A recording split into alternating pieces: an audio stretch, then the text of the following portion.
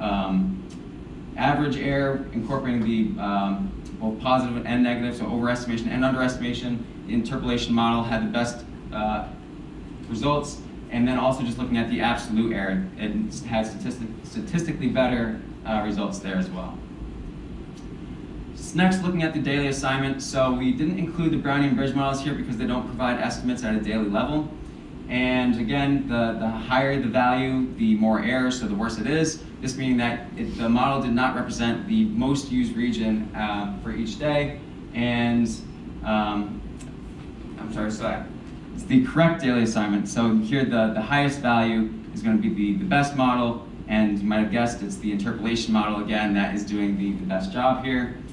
And then the final criteria, looking at the overall use. So if we have low values, there's a underrepresentation of that region, and high values are overrepresentation.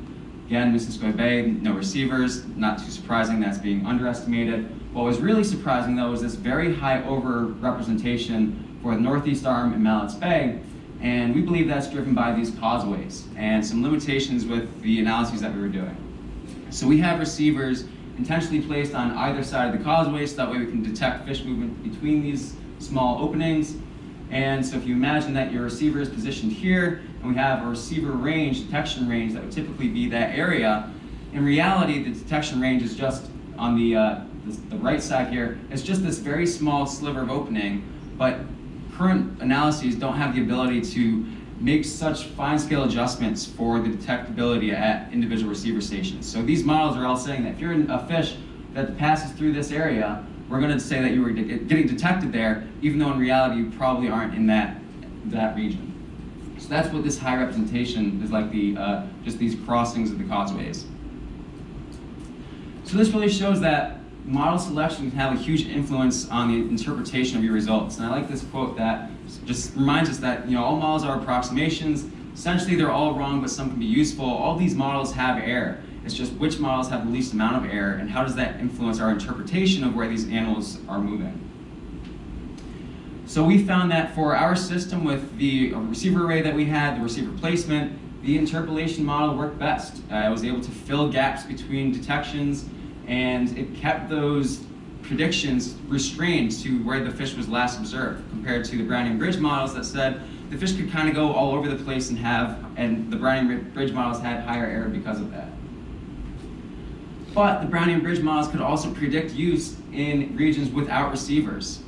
So like I showed early on in the slide with that gray box, these models are able to account for that. And we did see that to some extent with our models. So they do have higher error, but if you're just curious, where is it possible for organisms to go? That was something that we were able to see.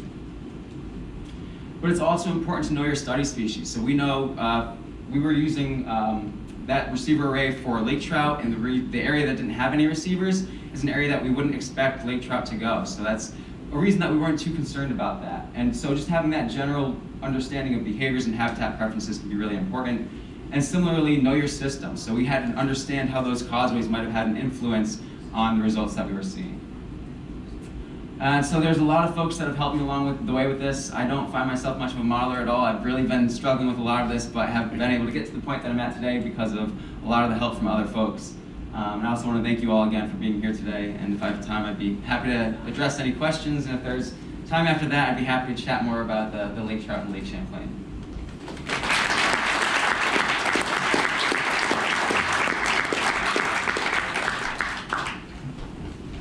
Yeah, Alex.